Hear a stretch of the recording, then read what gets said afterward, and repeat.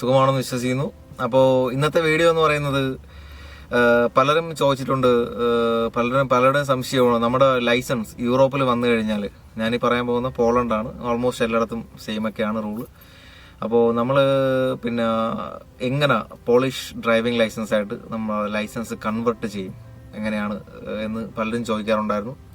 അപ്പോൾ അതിൻ്റെ ഒരു പ്രൊസീജിയർ എന്തൊക്കെയാണെന്നാണ് പറയുന്നത്. അപ്പോൾ നമ്മൾ നാട്ടിൽ നിന്ന് ഇങ്ങോട്ടേക്ക് വരാൻ പറ്റുമോ നമ്മുടെ ഇന്ത്യൻ ലൈസൻസ് വെച്ചുള്ള ചോദ്യം കാര്യങ്ങളൊക്കെ ഉണ്ട്. ഉറപ്പായിട്ടും പറ്റും. നമ്മുടെ ഇന്ത്യൻ ലൈസൻസ് വെച്ചിട്ട് ഇങ്ങോട്ടേക്ക് അപ്ലൈ ചെയ്യാൻ പറ്റും. ഒരുപാട് ഇപ്പോൾ ആൾക്കാരിപ്പോൾ ഓതറൈസ്ഡ് പിന്നെ ഏജന്റുമാർ ഇപ്പോൾ പിന്നെ റിക്രൂട്ട് ചെയ്യുന്നുണ്ട്. അപ്പോൾ നമ്മൾ അതിനായിട്ട് ചെയ്യേണ്ട കാര്യം എന്ന് വെച്ച് കഴിഞ്ഞാൽ നമുക്ക് വേണ്ട സംഭവം എന്ന് വെച്ചാൽ നമ്മുടെ ഇന്ത്യൻ ലൈസൻസിൽ ട്രാൻസ്പോർട്ട് നോൺ ട്രാൻസ്പോർട്ട് വാലിഡ് ആയിരിക്കണം. പിന്നെ അതുപോലെ പിന്നെ ഐ ഡി എൽ എന്ന് പറഞ്ഞാൽ ഇന്റർനാഷണൽ ഡ്രൈവിംഗ് ലൈസൻസ്. അത് എല്ലാ രാജ്യത്തും നമ്മൾ അപേക്ഷിക്കുമ്പോൾ കിട്ടും. അത് ഒരു 1 ഇയറത്തേക്കാണ് നമ്മൾ കിട്ടുന്നത്. 1 വർഷത്തേക്കാണ് നമുക്ക് ആ ലൈസൻസ് കിട്ടുന്നത്. അപ്പോൾ ഇത് ഇത്രയും ഉണ്ടെങ്കിൽ നമുക്ക് ജോബിന് അപ്ലൈ ചെയ്യാം. പക്ഷേ ഏജൻസികൾ ചൂസ് ചെയ്യുമ്പോൾ ശ്രദ്ധിക്കുക, പൈസ പോവാതെ.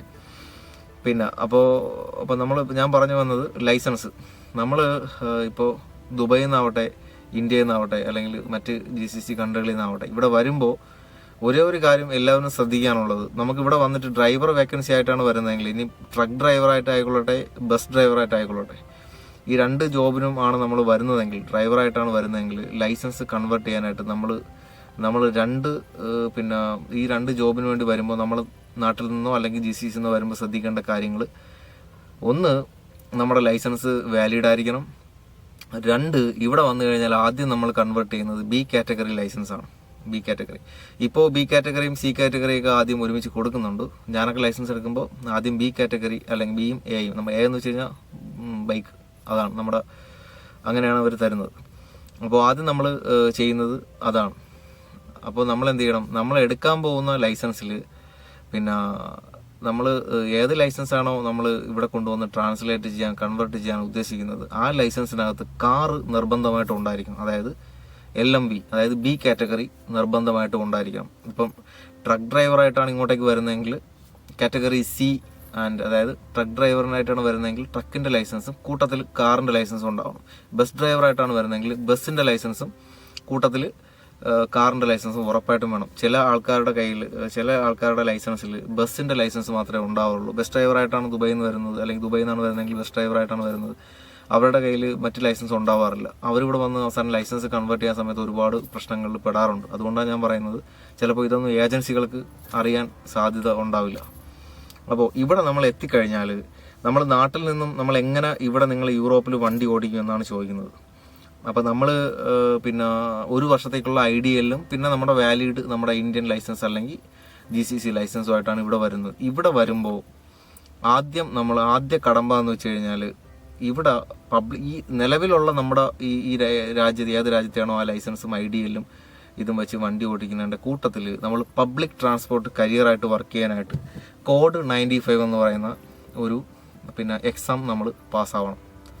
കോഡ് 95 അത് 2009 പിന്നെ സെപ്റ്റംബറിന് മുമ്പ് എടുത്ത ലൈസൻസ് ഉള്ള ആൾക്കാരാണെങ്കിൽ ഇവിടെ വന്നു കഴിഞ്ഞാൽ നമുക്ക് ചില കമ്പനികൾ നിർബന്ധമായും പഠിച്ച് തന്നെ എഴുതണമെന്ന് പറയും, എക്സാം ആയിട്ട് തന്നെ എഴുതണമെന്ന് പറയും. ചില കമ്പനികൾ 2009 സെപ്റ്റംബറിന് മുമ്പ് എടുത്ത ലൈസൻസ് ആണെങ്കിൽ അവർക്ക് ട്രെയിനിങ് മാത്രം കൊടുത്തുകൊണ്ട് ആ സർട്ടിഫിക്കറ്റ് പ്രൊവൈഡ് ചെയ്യും. ഞാൻ പറഞ്ഞ കോഡ് 95 എന്ന് പറയുന്ന സർട്ടിഫിക്കറ്റ് എന്ന് വെച്ച് കഴിഞ്ഞാൽ ഇതാണ് ആ സർട്ടിഫിക്കറ്റ്, കോഡ് 95.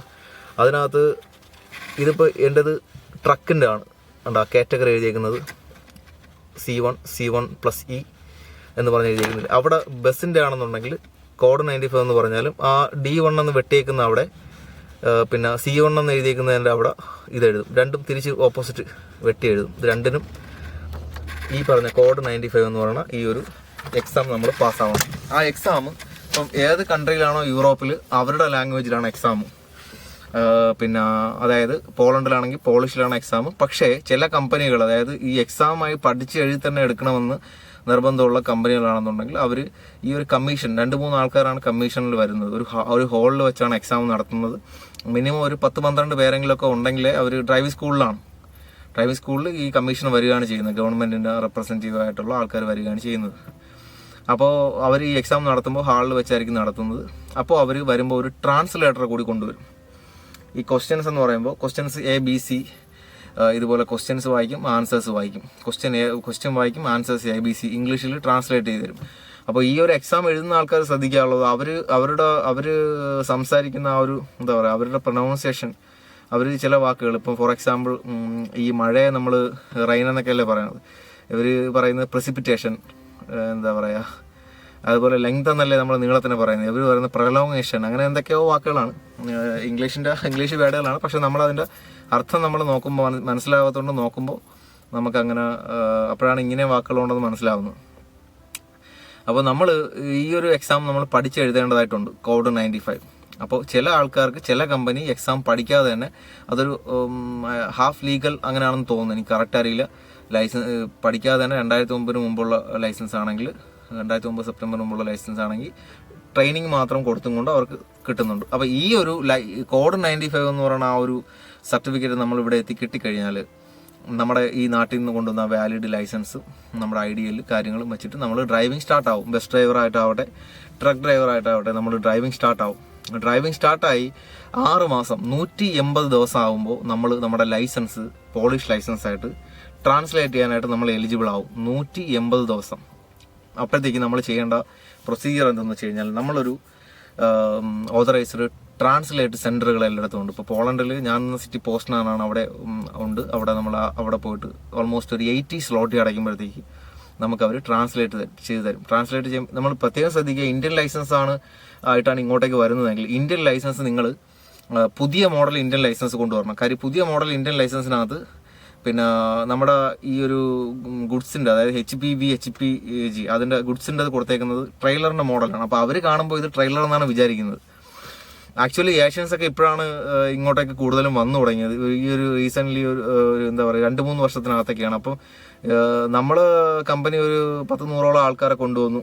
അപ്പോൾ നമ്മുടെ ആൾക്കാരൊക്കെ ലൈസൻസ് എടുത്തപ്പോൾ ആണ് അവർക്ക് കാര്യങ്ങളൊക്കെ മനസ്സിലായത്. ലൈസൻസ് ഒക്കെ പ്രിൻ്റ് ഔട്ട് അടിക്കുന്ന സമയത്ത് ഓഫീസിലുള്ള നമ്മുടെ അടുത്ത് ചോദിച്ചിട്ടുണ്ട്, ഇത് ഹെവിയാണോ അത് ഹെവിയാണോ എന്ന് അവർ ഇങ്ങോട്ട് ചോദിച്ചിട്ടുണ്ട്. അപ്പോൾ നാട്ടിൽ നിന്ന് വരുന്നവർ അത് ശ്രദ്ധിക്കുക. ലൈസൻസ് പുതിയ ലൈസൻസ് ആയിക്കൊണ്ട് വരിക. പഴയ എഴുത്ത് മാത്രമുള്ള ലൈസൻസ് കൊണ്ടുവരാതിരിക്കുക. അതിനകത്ത് ഫോട്ടോയും കൂടെ ഉള്ളത്, അതായത് ട്രെയിലറിൻ്റെ ഫോട്ടോ അങ്ങനെയുള്ള ലൈസൻസ് കൊണ്ടുവരിക. അപ്പോൾ എന്താ പറയുക, നമ്മൾ ട്രാൻസ്ലേറ്ററിൻ്റെ അടുത്ത് പോകുന്നു, നമ്മൾ ലൈസൻസ് ട്രാൻസ്ലേറ്റ് ചെയ്യുന്നു. അപ്പോൾ അവർ പോളിഷ് ലൈസൻസിൽ നമ്മുടെ ലൈസൻസ്, പിന്നെ ഇന്ത്യൻ യൂണിയൻ, പിന്നെ കേരള സ്റ്റേറ്റ് ഡ്രൈവിംഗ് ലൈസൻസ്, ഇന്ന ടൈപ്പ് ലൈസൻസ് ഉണ്ട്. Category B, category C, category D, പിന്നെ ബൈക്കിൻ്റെ ലൈസൻസ് എല്ലാം ഉണ്ട്. B എന്ന് വെച്ച് കഴിഞ്ഞാൽ LMV, C എന്ന് വെച്ച് കഴിഞ്ഞാൽ ട്രക്ക്, D എന്ന് വെച്ച് കഴിഞ്ഞാൽ പിന്നെ നമ്മുടെ ബസ്. പിന്നെ ഇതിൽ C1 എന്ന് പറയുന്നത് ട്രക്ക് വിത്ത് ട്രെയിലറാണ്. C1+E എന്ന് പറയും. C1+E എന്ന് വെച്ച് കഴിഞ്ഞാൽ നമ്മൾ ഈ ഒരു ആർട്ടിക്കുലേറ്റർ ബസ്സിൻ്റെ മോഡൽ ട്രെയിലറിൽ അതിനെയാണ് അങ്ങനെ പറയുന്നത്. അതുപോലെ D1+E എന്ന് പറയുമ്പോൾ ആർട്ടിക്കുലേറ്റർ ബസ്, ലോങ് ബസ്, അതിനാണ് അങ്ങനെ പറയുന്നത്. അപ്പോൾ അവരതെല്ലാം എഴുതരും. അപ്പം നമ്മൾ എന്ത് ചെയ്യണം, എന്നിട്ട് നമ്മൾ അടുത്ത കടമ എന്ന് വെച്ച് കഴിഞ്ഞാൽ നമ്മൾ മെഡിക്കൽ എടുക്കണം. അപ്പോൾ നമ്മൾ ലൈസൻസ് ട്രാൻസ്ലേറ്റ് ചെയ്തു. എന്നിട്ട് നമ്മൾ നമ്മൾ നിൽക്കുന്ന ആ ഒരു സിറ്റി എവിടെയാണോ അവിടുത്തെ ഓതറൈസർ നമ്മുടെ RT ഓഫീസ് പോലുള്ള ഒരു സ്ഥലമാണ്. അവിടെ പോയിട്ട് നമ്മൾ ഫയൽ ഓപ്പൺ ചെയ്യണം. അപ്പോൾ ഫയൽ ഓപ്പൺ ചെയ്യുമ്പോൾ നമ്മൾ കുറച്ച് ഡോക്യുമെൻറ്റ്സ് സബ്മിറ്റ് ചെയ്യേണ്ടതായിട്ടുണ്ട്. അതായത് നമ്മുടെ എന്താ പറയുക, ആ ഡോക്യുമെൻ്റ് സബ്മിറ്റ് ചെയ്യേണ്ടതിന് വേണ്ടിയിട്ട് നമ്മൾ പോയിട്ട് പിന്നെ നമ്മുടെ മെഡിക്കൽ എടുക്കുമ്പോൾ പ്രത്യേകം എല്ലാം ശ്രദ്ധിക്കുക. അവർ നമ്മൾ മെഡിക്കൽ എടുക്കാൻ ചെല്ലുന്ന സ്ഥലത്ത് ചിലപ്പോൾ നമ്മുടെ കമ്പനി തന്നെ നമുക്കൊരു ലിങ്ക് തന്നിട്ട് ഇന്ന സ്ഥലത്ത് പോകാൻ പറയും. അപ്പോൾ നമ്മൾ അങ്ങനെ പോകുമ്പോൾ നമ്മൾ ശ്രദ്ധിക്കുക, മെഡിക്കൽ എടുക്കാൻ പോകുമ്പോൾ ശ്രദ്ധിക്കേണ്ട കാര്യങ്ങൾ, നമുക്ക് എന്തെങ്കിലും ഷുഗറോ പിന്നെ ബ്ലഡ് പ്രഷറോ ഒക്കെ ഉള്ള ആൾക്കാരാണെങ്കിൽ മെഡിസിനോ എന്തെങ്കിലും ടാബ്ലറ്റോ കഴിച്ചിട്ട് പോവുക. കാര്യം ഇവിടെ നമ്മുടെ ലൈസൻസ് പിന്നെ 5 വർഷത്തേക്ക് അവർ തരുന്നത്, നമ്മൾ മെഡിക്കലി ഫിറ്റ് ആണെങ്കിൽ മാത്രമേ 5 വർഷത്തേക്കുള്ള ഫുൾ ലൈസൻസ് യൂറോപ്പിൽ നമുക്ക് കൺവേർട്ട് ചെയ്ത് കിട്ടുള്ളൂ. ഇപ്പോൾ നമ്മുടെ കഷ്ടകാലത്തിന് നമ്മൾ ഒരു ഷുഗറും പിന്നെ അതുപോലെ BP ആണ് മെയിൻ പ്രശ്നം. നമ്മുടെ കഷ്ടകാലത്തിന് നമ്മൾ ലൈസൻസ് എടുക്കും, മെഡിക്കൽ ലൈസൻസിന് വേണ്ടി കമ്പനി ത്രൂ ലിങ്ക് അയച്ചു തന്ന സ്ഥലത്ത് നമ്മൾ പോകുമ്പോൾ ഓൾറെഡി അവർക്ക് അത് കമ്പ്യൂട്ടറിൽ ലിങ്ക് അവർക്ക് കിട്ടും. നമുക്കൊരു ചേഞ്ചസും ചെയ്യാനായിട്ട് പറ്റില്ല. അവർ തരുന്ന ലിങ്കിൽ നമ്മൾ ഡയറക്റ്റ് പറയണ ആ ദിവസം അപ്പോയിൻമെൻറ്റ് എടുക്കാൻ ചെന്ന് കഴിഞ്ഞാൽ. അപ്പോൾ നമ്മൾ അങ്ങനത്തെ പോകുന്ന ദിവസം എന്തെങ്കിലും ഒരു ടാബ്ലറ്റ് കഴിച്ചിട്ട് പോകുക, അങ്ങനെയൊക്കെ ചെയ്യുക. എടുക്കുന്ന സമയം ആ ഒരു ലെവൽ നോർമൽ ആയിരിക്കണം, ശ്രദ്ധിക്കുക. അല്ലെന്നുണ്ടെങ്കിൽ ഈ നമ്മുടെ ലൈസൻസ് 5 വർഷത്തേക്ക് നമുക്ക് കിട്ടില്ല, 2 വർഷത്തേക്കൊക്കെ നമുക്ക് ലൈസൻസ് കിട്ടുള്ളൂ. അതായത് ഇവിടെ ഈ 60 വയസ്സിന് മുകളിലോട്ടുള്ളവർക്ക് കിട്ടുന്നത് ആ ഒരു കുറഞ്ഞ കാലയളവാണ്. അവർ അത് കഴിയുമ്പോൾ വീണ്ടും നമ്മൾ മെഡിക്കൽ എടുത്തിട്ട് ലൈസൻസ് റിന്യൂ ചെയ്യേണ്ടതായിട്ട് വരും. നോർമലി നമ്മൾ ഫിസിക്കലി നമ്മൾ ഫിറ്റ് ആയിട്ടുള്ള ആൾക്ക് 5 വർഷത്തേക്കാണ് ലൈസൻസ് കിട്ടുന്നത്. മെഡിക്കൽ ഡിപ്പെൻഡ് ചെയ്താണ് നമുക്ക് അങ്ങനെ കിട്ടുന്നത്. അപ്പോൾ നമ്മൾ പോയി മെഡിക്കൽ എടുക്കണം. മെഡിക്കലിനകത്ത് പെടുന്ന കാര്യങ്ങൾ എന്തെന്ന് വെച്ച് കഴിഞ്ഞാൽ, ഒന്ന് ഐ ടെസ്റ്റ് എന്ന് പറയുമ്പോൾ ഇതെല്ലാം കൂടി നമുക്കൊരു എന്താ പറയുക 200-250 സ്ലോട്ടിയാണ് ഇതിൻ്റെ വില, PLN. ഓക്കെ, അപ്പോൾ പോസ്റ്റ്നാലിലാണെങ്കിൽ എനിക്കൊരു സ്ഥലം അറിയാം. അവിടെ പോയി കഴിഞ്ഞാൽ നമുക്ക് വലിയ ടെസ്റ്റുകളും ബുദ്ധിമുട്ടുകളൊന്നും ഇല്ലാതെ നമുക്ക് മെഡിക്കൽ കിട്ടുന്ന ഒരു സ്ഥലമുണ്ട്. അപ്പോൾ അതിൻ്റെ ലൊക്കേഷൻ ആർക്കെങ്കിലും ഇവിടെ വന്നിട്ടുള്ള ആർക്കെങ്കിലും വേണമെങ്കിൽ ചോദിച്ചു കഴിഞ്ഞാൽ ഞാൻ പറഞ്ഞുതരാം. അപ്പോൾ നമ്മൾ ഈ മെഡിക്കലിലെ ആദ്യത്തെ കടമ എന്ന് വെച്ച് കഴിഞ്ഞാൽ ഐ ടെസ്റ്റ് എന്ന് പറയുമ്പോൾ നമ്മുടെ നാട്ടിലെ പോലെയൊക്കെ തന്നെയാണ് ഓൾമോസ്റ്റ്. നമ്മളൊരു ഒരു സ്ഥലത്ത് കൊണ്ടുപോകും, അതുപോലെ ഒരു റൂമിൽ കയറ്റി ഇരുത്തും. നമ്മുടെ അടുത്ത് വന്നിട്ട് ഒരു കണ്ണിങ്ങനെ അടച്ചു വെച്ചിട്ട് മറ്റേ കണ്ണ് തുറന്ന് വെച്ച് ലെറ്റേഴ്സ് നമ്പേഴ്സ് ഒക്കെ നമ്മൾ വായിക്കേണ്ടതായിട്ട് വരും. അതിൽ സ്മോൾ ലെറ്റർ ഉണ്ടാവും, ക്യാപിറ്റൽ ലെറ്റർ ഉണ്ടാവും, വളരെ സൈസ് കുറഞ്ഞതും കൂടിയതൊക്കെ ഉണ്ടാവും. പിന്നെ ഒരു സെപ്പറേറ്റ് ഒരു ഗ്ലാസ് കണ്ണിൽ വെച്ചിട്ട് വായിക്കാൻ പറയും. അതുപോലെ നമ്മുടെ ഒരു മറ്റേ എന്താ പറയുക ബൈനോക്കുലർ പോലുള്ള ഒരു സാധനം, അതിൻ്റെ പേരൊന്നും എനിക്കറിയില്ല, അതിൽ കൂടെ നോക്കിയിട്ട് എന്താണ് കാണുന്നതെന്നുള്ളത് ആ ഒരു ഡിജിറ്റ് വായിക്കേണ്ടി വരും. ഇതുപോലുള്ള കാര്യങ്ങളെല്ലാം വായിച്ചു കഴിഞ്ഞാൽ നമ്മൾ കറക്റ്റായിട്ട് ഇങ്ങനെ നോക്കണം, എന്നാലേ നമുക്ക് കറക്റ്റ് കിട്ടുള്ളൂ. ഓക്കെ, ഐ ടെസ്റ്റ് എന്ന് പറഞ്ഞാൽ അത്രേ ഉള്ളൂ. അത് കഴിഞ്ഞിട്ട് പിന്നെ നമ്മളെ എന്തെന്ന് വെച്ച് കഴിഞ്ഞാൽ നമ്മുടെ ഷുഗർ, നമ്മുടെ BP കാര്യങ്ങളൊക്കെ അവർ നോക്കും, ബ്ലഡ് ചെക്ക് ചെയ്യും, അത് നോക്കും. പിന്നെ നോക്കുന്നതെന്ന് വെച്ച് കഴിഞ്ഞാൽ പിന്നെ ഒരു ടെസ്റ്റ് എന്ന് വെച്ച് കഴിഞ്ഞാൽ സൈക്കോളജിക്കൽ ടെസ്റ്റ് എന്ന് പറയും. അതായത് ഡ്രൈവറായിട്ട് നമ്മൾ വർക്ക് ചെയ്യാനായിട്ട് നമ്മൾ മെൻ്റലി ഫിറ്റ് ആണോ എന്ന് ചെക്ക് ചെയ്യുന്ന ഒരു ടെസ്റ്റാണത്. മെഡിക്കലിൽ ഇൻക്ലൂഡഡ് ആയിട്ടുള്ള ഒരു ടെസ്റ്റാണത്, മെഡിക്കലിനകത്ത് പെടുന്നതാണ്. അത് 150 സ്ലോട്ട് എങ്ങാണ്ട് കൊടുത്ത് നമ്മൾ അതിൻ്റെ ചെയ്യണം. ഞാനീ പറയുന്ന സ്ഥലത്ത് അതും കൂടി ഇൻക്ലൂഡഡ് ആണ് 250 സ്ലോട്ടിക്ക്. ഓക്കെ, അപ്പോൾ അതെന്താ ആ സൈക്കോളജിക്കൽ ടെസ്റ്റ് എന്തെന്ന് വെച്ച് കഴിഞ്ഞാൽ നമ്മുടെ ഒരു ഡ്രൈവറിൻ്റെ ആ ഒരു റിയാക്ഷൻ ടൈം കാര്യങ്ങൾ, ഡ്രൈവറുടെ ആ ഒരു നമ്മളൊരു മെൻ്റൽ എബിലിറ്റി കാര്യങ്ങളൊക്കെ അവർ പരിശോധിക്കുന്ന ഒരു ചെക്കപ്പാണ്. ഹാർഡാണോ എന്ന് വെച്ച് കഴിഞ്ഞാൽ ഹാർഡല്ല, കുറച്ച് ഈസിയാണ്, കുറച്ച് ബുദ്ധിമുട്ടുവാണെന്ന് നമ്മൾ മനസ്സിലാക്കി ചെയ്താൽ മതി. അത് കുറച്ച്, അതായത് നമ്മളിപ്പോൾ നമ്മുടെ കയ്യിലൊരു പെൻ പോലുള്ള ഒരു സംഭവം കാര്യങ്ങളൊക്കെ ഉണ്ടാവും. അവർ ആ ഒരു അലാറം പോലെ ഒരു സൗണ്ട്, ബീപ്പ് സൗണ്ട് അടിക്കുന്നതനുസരിച്ച് നമ്മൾ അതിനനുസരിച്ച് നമ്മളെ റിയാക്ഷൻ ടൈമും കാര്യങ്ങളൊക്കെയാണ് നോക്കുന്നത്. നമ്മളത് ടിക്ക് അടിക്കാതിരിക്കും, അങ്ങനെയൊക്കെ ഒരു സംഭവമാണ് സൈക്കോളജിക്കൽ ടെസ്റ്റ് എന്ന് പറയുന്നത്. പിന്നെ അല്ലാതെ എന്ന് വെച്ച് കഴിഞ്ഞാൽ നമ്മൾ ഈ വിട്ടുപോയ ഭാഗം പൂരിപ്പിക്കുക എന്നൊക്കെ പറയും പോലെ, ഇപ്പോൾ നമ്മളില്ല എന്താ ചില ഗെയിമൊക്കെ കളിക്കും പോലെ ഈ ത്രികോണം കൊണ്ടൊരു സ്ഥലത്ത് വയ്ക്കും, ചതുരം കൊണ്ടൊരു സ്ഥലത്ത് വയ്ക്കും. അതുപോലെ ഈ ഒരു പേപ്പേഴ്സ് കാര്യങ്ങൾ സംഭവം, ഈ അതായത് ഒരു ഷെയ്ഡ് കൊടുത്തിട്ടുള്ള ഒരു പാർട്ട് ത്രികോണം അല്ലെങ്കിൽ ഒരു ചതുരം, അതിനിടയ്ക്ക് അവിടെ ഏത് സംഭവം വരും, അങ്ങനെയൊക്കെ ഉള്ള ഒരു സെക്ഷനാണ് ഒരു സംഭവം നമ്മൾ ഫില്ല് ചെയ്യണം. അങ്ങനെയൊക്കെയുള്ള ചെക്കപ്പുകളാണ് ഈ ഒരു സൈക്കോളജിക്കൽ ടെസ്റ്റ് എന്ന് പറയുന്നത്. ആ ഒരു ബുക്കിൽ കുറച്ച് സംഭവങ്ങളാണ്, അത് നമ്മളിങ്ങനെ ഓരോന്നായിട്ട് നമ്മൾ ഫില്ല് ചെയ്യണം. ഇതുമായിട്ട് റിലേറ്റഡ് ആയിട്ടുള്ള ഏതാണ്, അങ്ങനെ കുറേ നമ്മളിങ്ങനെ നോക്കി വരുമ്പോൾ നമുക്ക് തന്നെ ഒരു വല്ലാതെ നമുക്കിങ്ങനെ ഫീൽ ആവും. അങ്ങനത്തെ ഒരു വളരെ രസകരമായിട്ടുള്ള ഒരു എക്സാമാണ് ഈ ഒരു സൈക്കോളജിക്കൽ ടെസ്റ്റ് എന്ന് പറയുന്നത്. അത് വലിയ കാര്യമൊന്നുമില്ല. ഓക്കെ, അപ്പോൾ അതും കഴിഞ്ഞ ശേഷം നമ്മൾ ഈ ഒരു മെഡിക്കൽ ഫുള്ള് എടുത്ത ശേഷം നമ്മൾ എന്ത് ചെയ്യും, പിന്നെ നമ്മൾ ഫയൽ ഓപ്പൺ ചെയ്യാൻ ഡേറ്റ് എടുത്തേക്ക് വേണമല്ലോ, അങ്ങോട്ടേക്ക് പോകും. നമ്മൾ ട്രാൻസ്ലേഷൻ ചെയ്ത പേപ്പർ, നമ്മുടെ ഇന്ത്യൻ ലൈസൻസ്, നമ്മുടെ IDL, പിന്നെ നമ്മുടെ ഈ പറഞ്ഞ നമ്മുടെ ഫുൾ മെഡിക്കൽ, പിന്നെ 2 ഫോട്ടോ എന്ന് പറയുമ്പോൾ ഇവിടുത്തെ ഫോട്ടോ എടുക്കുന്ന രീതി എന്ന് പറയുന്നത് ഒരു TRC കാർഡിനും അതുപോലെ സാധാ ഫോട്ടോ തന്നെയാണ്. ആ 2 ഫോട്ടോ, പിന്നെ ഒരു 100 സ്ലോട്ടിയോ മറ്റോ നമ്മളവിടെ അടയ്ക്കണം. ഓക്കെ, അപ്പോൾ നമ്മൾ പിന്നെ അതുപോലെ നമ്മളെ കോഡ് 95, ഞാൻ മറന്നുപോയത്, നമ്മൾ ആദ്യം വന്നപ്പോൾ പാസ്സായ എക്സാമില്ലേ ഈ പറഞ്ഞ കോഡ് 95, ഈ പേപ്പറിൻ്റെ ഒറിജിനൽ അവർ വെരിഫൈ ചെയ്യും. ഒറിജിനൽ വെരിഫൈ ചെയ്ത ശേഷം അവർ നമുക്ക് തിരിച്ചിങ്ങ് തരും. ഇതിൽ സൈൻ ചെയ്ത് ആരാണ് വെരിഫൈ ചെയ്യുന്നത് അവരുടെ പേപ്പർ ഇട്ട് നമ്മുടെ ഒരു ഫയലാണ്, അതിനകത്ത് വെച്ചിട്ട് നമുക്ക് തരും. എന്നിട്ട് അവർ ആദ്യം നമുക്ക് PKK കോഡ് നമ്പർ എന്ന് പറയുന്ന ഒരു നമ്പർ കിട്ടും. PKK കോഡ് നമ്പർ എന്ന് പറയുന്നത് ഫയൽ ഓപ്പൺ ചെയ്യുന്ന സംഭവങ്ങളെല്ലാം ഓക്കെ ആയി കഴിഞ്ഞാൽ നമ്മുടെ ഡോക്യുമെന്റ്സ് എല്ലാം വെരിഫൈ ചെയ്തിട്ട് ഒറിജിനൽ ലിങ്ക് തിരിച്ച് തന്ന ശേഷം നമുക്ക് PKK കോഡ് നമ്പർ എന്ന് പറയുന്ന ഒരു കോഡ് നമ്പർ കിട്ടും. അതായത് ഇതാണ് ആ ഒരു കോഡ് നമ്പർ. ഇത് കണ്ടോ, PKK കോഡ് നമ്പർ. എനിക്ക് രണ്ടാമത് കിട്ടിയതാണ് ഇത് C യും D യും. കണ്ടോ, എനിക്ക് ആദ്യം കിട്ടിയത് B കാറ്റഗറിയാണ് ആദ്യം കിട്ടിയത്. അപ്പോൾ B കാറ്റഗറി എക്സാം ആയിരുന്നു നമുക്ക് ആദ്യം പാസ്സാവേണ്ടത് കാറിൻ്റെ എക്സാമാണ്. അപ്പോൾ അതിനുശേഷം ഞാൻ പാസ്സായെന്ന് പറഞ്ഞ് രണ്ടാമത് പാസ്സായെന്ന് പറഞ്ഞ് ചെല്ലുമ്പോഴാണ് എനിക്ക് സിയും ഡിയും കിട്ടിയത്. ഓക്കെ, ഇപ്പോഴൊക്കെ ചില ആൾക്കാർ ചില സ്ഥലത്തൊക്കെ ബിയും സിയും ഒരുമിച്ച് കൊടുക്കാറുണ്ട്. അപ്പോൾ നമ്മൾ ഇത് കിട്ടിക്കഴിഞ്ഞാൽ പിന്നെ നമ്മൾ നേരെ വരുന്നു, പിന്നെ നമ്മൾ പഠിക്കുന്നു. പിന്നെ നമ്മൾ ആദ്യത്തെ നമ്മളെ കോഡ് 95-ൻ്റെ എക്സാം നമ്മൾ കഴിഞ്ഞത് ഞാൻ പറഞ്ഞില്ല പോളിഷിലാണ് അല്ലെങ്കിൽ ഏത് രാജ്യത്താണോ അവരുടെ ലാംഗ്വേജിലാണ്. നമ്മൾ ട്രാൻസ്ലേറ്റർ വരും നമുക്ക് വേണ്ടി, അങ്ങനെയാണ് എക്സാം. ഇത് ഇംഗ്ലീഷിലാണ് എക്സാം. അതിന് വേണ്ടിയിട്ട് ഇമേജ് ഡോട്ട് കൃപ എന്ന് പറഞ്ഞിട്ട് ഒരു ആപ്ലിക്കേഷൻ ഉണ്ട്. നമുക്ക് പ്ലേ സ്റ്റോറിൽ നിന്ന് ഡൗൺലോഡ് ചെയ്യാനായിട്ട് പറ്റും. ഇമേജ് ഡോട്ട് ഗ്രൂബ അങ്ങനെ എന്തോ ആണ്, ഞാൻ മറന്നുപോയി, ഇപ്പം 2-3 വർഷമായി. ഓക്കെ, അപ്പം അങ്ങനെ ഒരു ആപ്ലിക്കേഷൻ നമ്മൾ ഡൗൺലോഡ് ചെയ്ത ശേഷം അതിനകത്ത് 40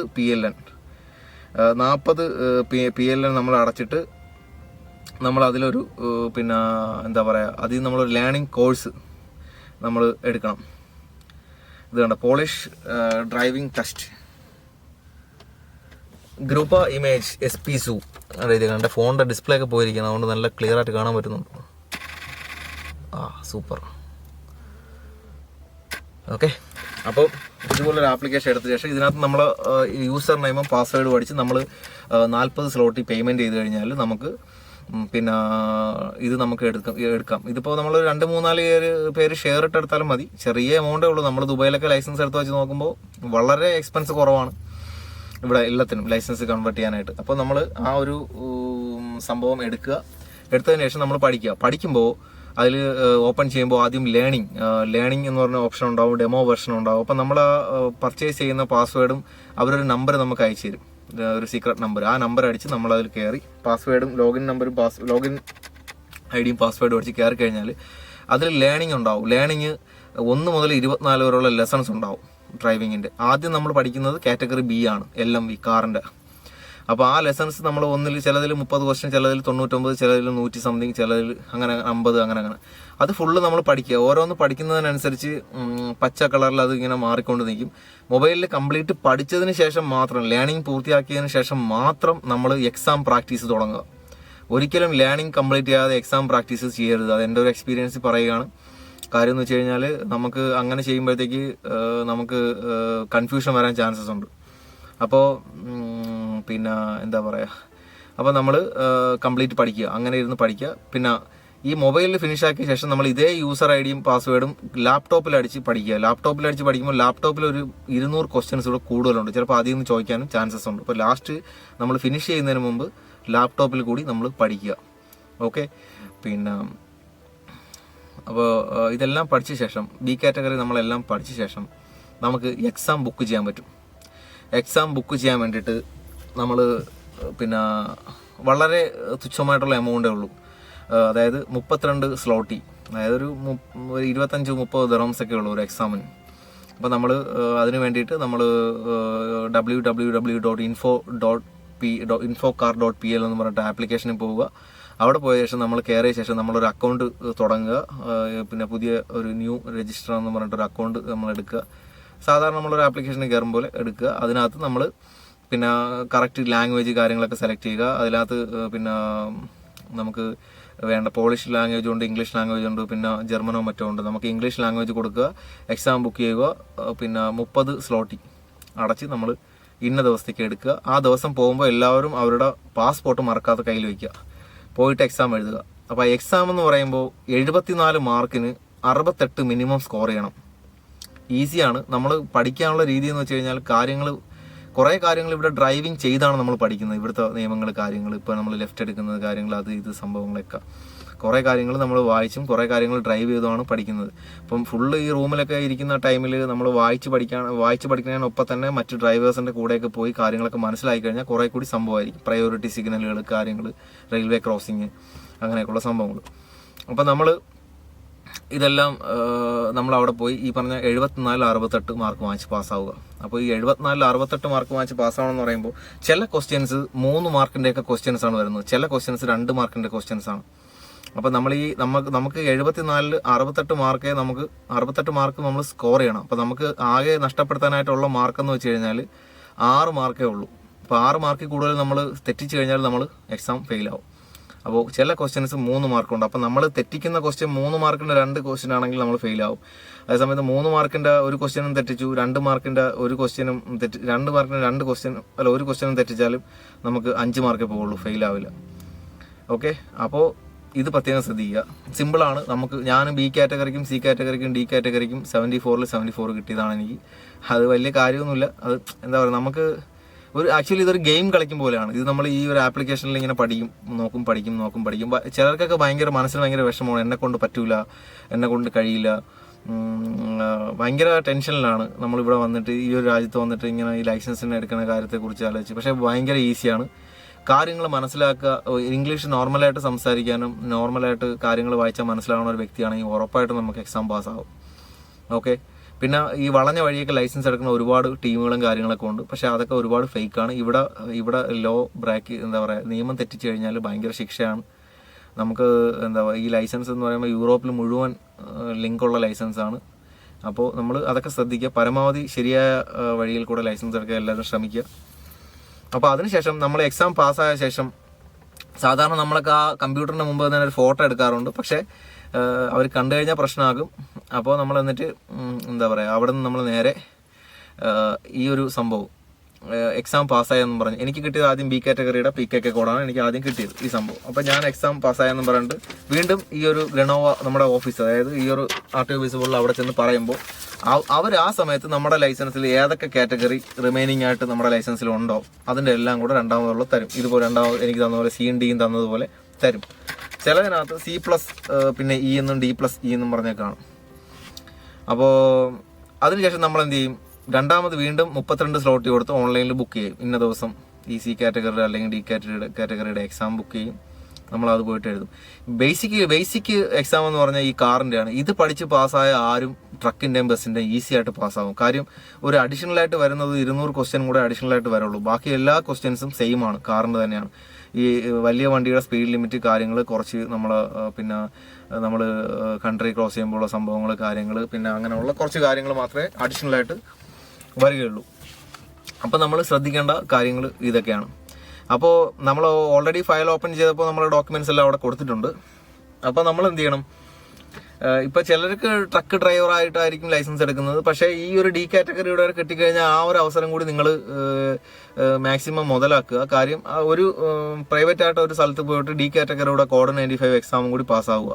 ആദ്യം നമ്മൾ മെഡിക്കൽ കൊടുക്കുമ്പോൾ നമ്മൾ മെഡിക്കൽ എടുക്കാൻ പോകുന്ന സ്ഥലത്ത് നമ്മൾ പറയുക ഈ പറഞ്ഞ B, D, C എല്ലാ കാറ്റഗറിയുടെയും മെഡിക്കലിൽ വയ്ക്കണമെന്ന് പറയുക. പിന്നെ നമുക്ക് രണ്ടാമത് ഈ മെഡിക്കൽ കൊടുക്കേണ്ട ആവശ്യം വരില്ല. ഓക്കെ, ലാസ്റ്റ് നമ്മൾ മെഡിക്കൽ ഒന്നുകൂടി കൊടുക്കേണ്ട ആവശ്യം വരില്ല. അപ്പോൾ അവസാനം നമ്മൾ ഈ എക്സാം എല്ലാം പാസ്സായ ശേഷം നമ്മൾ അവിടെ കൊണ്ടു ചെന്നിട്ട് നമ്മൾ 102 സ്ലോട്ട് വീണ്ടും അടയ്ക്കണം ലൈസൻസ് പ്രിൻ്റ് ഔട്ട് ചെയ്യാനായിട്ട്. അപ്പോൾ ലൈസൻസ് പ്രിൻ്റ് ഔട്ട് ചെയ്യാനായിട്ട് ആ ഒരു എമൗണ്ട് അടയ്ക്കുമ്പോൾ അവർ നമ്മൾ ഏത് ലൈസൻസ് ആണോ നമ്മൾ ട്രാൻസ്ലേറ്റ് ചെയ്യാൻ കൊടുത്തത്, ഇപ്പോൾ ഇന്ത്യൻ ലൈസൻസ് ആണെങ്കിൽ ഇന്ത്യൻ ലൈസൻസ്, UAE ലൈസൻസ് ആണെങ്കിൽ UAE ലൈസൻസ്. അപ്പോൾ അതിൻ്റെ ഒരു സംഭവം എന്താണെന്ന് വെച്ച് കഴിഞ്ഞാൽ നമ്മൾ ഈ പൈസ അടച്ച UAE ലൈസൻസ് ആണ് കൊടുക്കണമെന്നുണ്ടെങ്കിൽ നമ്മൾ അവിടെ നിന്നൊരു പേപ്പർ തരും. ആ പേപ്പറും കൊണ്ട് നമ്മൾ UAE കോൺസുലേറ്റ് വർസോയിൽ നമ്മൾ പോകണം. അവിടെ പോയിട്ട് അവിടെയും നമ്മൾ പൈസ അടയ്ക്കണം. നമ്മളിതുപോലെ എക്സാം പാസ്സായി പോളണ്ടിൽ, അപ്പോൾ എൻ്റെ ഈ ലൈസൻസ് പിന്നെ ഇതുപോലെ അതിൻ്റെ വെരിഫിക്കേഷന് വേണ്ടി വന്നതെന്ന് പറയുമ്പോൾ അവർ ആ ഒരു പൈസ അടയ്ക്കുമ്പോൾ ഓക്കെ നമ്മൾ വെരിഫൈ ചെയ്ത് പോളണ്ടിലെ എംബസിലേക്ക് അയച്ചോളാം എന്ന് പറയും. എന്നിട്ട് അവർ വെരിഫിക്കേഷൻ കംപ്ലീറ്റ് ചെയ്ത് ഇങ്ങോട്ടേക്ക് അയക്കും. സാധാരണ ദുബായ് ലൈസൻസ് ഒക്കെ ആണെങ്കിൽ ഓൾമോസ്റ്റ് 2 മാസത്തിന് മുകളിലൊക്കെ എടുക്കാറുണ്ട് ഇത് വെരിഫിക്കേഷൻ കംപ്ലീറ്റ് ആവാനായിട്ട്. പക്ഷേ പിന്നെ ഇന്ത്യൻ ലൈസൻസ് ആണ് നമ്മൾ കൺവേർട്ട് ചെയ്യുന്നതെങ്കിൽ ഒരു 14 ദിവസം അല്ലെങ്കിൽ മാക്സിമം 2 to 3 വീക്സ് അല്ലെങ്കിൽ മാക്സിമം 4 വീക്സിനകത്തൊക്കെ നമുക്ക് ലൈസൻസായി കിട്ടും. ലൈസൻസ് റെഡി ആകുമ്പോൾ നമുക്ക് മെസ്സേജ് വരും, ലൈസൻസ് വന്ന് കളക്ട് ചെയ്യുമെന്ന് പറഞ്ഞാൽ ഫയൽ ഓപ്പൺ ചെയ്ത സ്ഥലത്ത് നിന്ന് മെസ്സേജ് വരും. നമ്മളവിടെ പോയി കളക്ട് ചെയ്യാന്നുള്ള കാര്യമുള്ളൂ.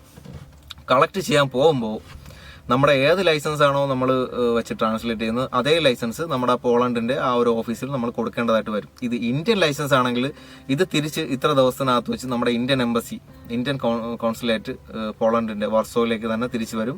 നമുക്ക് അവിടെ പോയിട്ട് ഇമെയിൽ അയച്ച് നമുക്ക് ഇന്ത്യൻ എംബസിയിൽ അപ്പോയിൻമെൻ്റ് എടുത്ത് അവിടെ പോയി നമ്മളെ ലൈസൻസ് കളക്ട് ചെയ്യാം. അതേസമയത്ത് UAE ലൈസൻസ് ആണെങ്കിൽ ഇത് തിരിച്ച് നമ്മുടെ UAE തന്നെ പോകും. ആ ലൈസൻസ് പിന്നെ വേണമെങ്കിൽ നമ്മൾ UAE പോകേണ്ടതായിട്ട് വരും. അവിടെ പോയാലേ നമുക്ക് മേടിക്കാനായിട്ട് പറ്റുള്ളൂ. അപ്പോൾ ഇതൊക്കെയാണ് ഇതിൻ്റെ പ്രൊസീജിയർ എന്ന് പറഞ്ഞാൽ. പിന്നെ ഇതിൽ പലർക്കും സംശയമുണ്ട്, ഈ ലൈസൻസ് കൺവേർട്ട് ചെയ്തെടുക്കുന്ന ലൈസൻസിനകത്ത് കൺവെർട്ടഡ് ലൈസൻസ് എന്ന് എഴുതിയിട്ടുണ്ടോ എന്ന് ചെറിയൊരു സംശയമുണ്ട് എല്ലാവർക്കും. അപ്പോൾ പിന്നെ അതിൻ്റെ സംഭവം ശരിയാണ്. അതായത് ഞാനിപ്പോൾ കാണിച്ചു തരാം. ഇതാണ് എൻ്റെ ലൈസൻസ്. ഈ ലൈസൻസിൽ ഇതിൻ്റെ പുറകിൽ കൺവെർട്ടഡ് ലൈസൻസ് ആണെന്ന് എഴുതിയിട്ടുണ്ട്. കണ്ടോ, ഒരു നമ്പർ കണ്ടോ താഴെ, അതാണ് നമ്പർ. ഇപ്പോൾ അത് UAE ലൈസൻസ് ആയതുകൊണ്ടാണ് AE എന്ന് പറഞ്ഞിട്ട് എഴുതിയിരിക്കുന്നത്. ദുബായ് ലൈസൻസ് ആണെങ്കിൽ അങ്ങനെ എഴുതിയിട്ടുണ്ട്. ഇതിൽ എനിക്കുള്ള എൻ്റെ കാറ്റഗറീസാണ് ഈ കൊടുത്തേക്കുന്ന സംഭവങ്ങളെല്ലാം. എൻ്റെ കയ്യിലുള്ള ലൈസൻസിൻ്റെ കാറ്റഗറീസാണ് ഈ കൊടുത്തേക്കണതെല്ലാം. അതിൽ നമ്മൾ കൊടുത്ത കോഡ് 95, ബസ്സിൻ്റെ ആവട്ടെ ട്രക്കിൻ്റെ ആവട്ടെ, എനിക്ക് രണ്ടിൻ്റെയും കോഡ് 95 ഉണ്ട്. രണ്ടിൻ്റെ പബ്ലിക് കരിയറായിട്ട് വർക്ക് ചെയ്യാനുള്ള എക്സാം രണ്ടിൻ്റെയും ഞാൻ പാസ്സായതാണ്. അപ്പോൾ അതിൻ്റെ കോഡ് 95ൻ്റെ എക്സ്പയറി ഡേറ്റ്, അതായത് അതിൻ്റെ ഡേറ്റും ഡീറ്റെയിലുമാണ് ഇവിടെ കൊടുത്തേക്കുന്നത്. സാധാരണ നമ്മളെ ഇന്ത്യൻ ലൈസൻസും നമ്മുടെ ഇൻ്റർനാഷണൽ ഡ്രൈവിംഗ് പെർമിറ്റും വെച്ച് നമ്മൾ ഡ്രൈവ് ചെയ്യുമ്പോൾ ഈ കോഡ് 95 പേപ്പറായിട്ട് നമ്മൾ കൈ വെച്ചേക്കും. ലൈസൻസ് കിട്ടുന്ന സമയത്ത് നമുക്കിത് നമ്മുടെ ലൈസൻസിൽ കൂടെ അടിച്ച് തരും, മെൻഷൻ ചെയ്ത് തരും. കണ്ട, കോഡ് 95 ബസ്സിൻ്റെയും, അതായത് ബസ്സിൻ്റെ D1 plus E, C1 plus C എല്ലാത്തിൻ്റെ കോഡ് 95 ആണത്. ഇത് ലൈസൻസ്. ഓക്കെ, അപ്പോൾ പിന്നെ ഇതാണ് നമ്മുടെ ലൈസൻസ് പോളണ്ടിൻ്റെ. എന്താ പറയുക, അപ്പോൾ ഇതൊക്കെയാണ് ലൈസൻസിൻ്റെ പ്രൊസീജിയർ എന്ന് വെച്ച് കഴിഞ്ഞാൽ. അപ്പോൾ ഇത്രയും കാര്യങ്ങൾ എല്ലാവരും മനസ്സിൽ വയ്ക്കുക. ലൈസൻസ് എടുക്കാൻ വേണ്ടി നിൽക്കുന്ന ആൾക്കാർ ഇത്രയും കാര്യങ്ങൾ മനസ്സിൽ വയ്ക്കുക. എന്തെങ്കിലും സംശയം ഉണ്ടെങ്കിൽ കമൻറ്റ് ചെയ്യുക, ചോദിക്കുക. ഓക്കെ, പിന്നെന്താ പറയുക, പിന്നെ നമുക്ക് ഈ ലൈസൻസ് ഇതൊരു ആക്ച്വലി എന്താണ് ഇങ്ങനെ കൺവെർട്ടഡ് എന്ന് എഴുതിയേക്കുന്നതെന്ന് വെച്ച് കഴിഞ്ഞാൽ നമ്മൾ യൂറോപ്പിൽ പുതിയ ആൾക്കാരാണ്, നമ്മളിത് ഫ്രഷ് എന്താ പറയുക, പുതിയ ആൾക്കാരാണ്, നമ്മളിത് കൺവെർട്ട് ചെയ്തെടുക്കുന്ന ലൈസൻസ് ആണെന്ന് പറയാൻ വേണ്ടിയിട്ട്. ഇത് എപ്പോഴും മാറുമെന്ന് ഞാൻ അവരുടെ ഓഫീസിൽ ചോദിക്കുകയുണ്ടായി. അപ്പോൾ അവർ പറഞ്ഞാൽ അടുത്ത റിന്യൂവലിന് മാറുമെന്നാണ് പറഞ്ഞത്. അല്ലെങ്കിൽ വേറെ 1-2 ഉടായ്പ വഴികളിൽ കൂടെ നമുക്ക്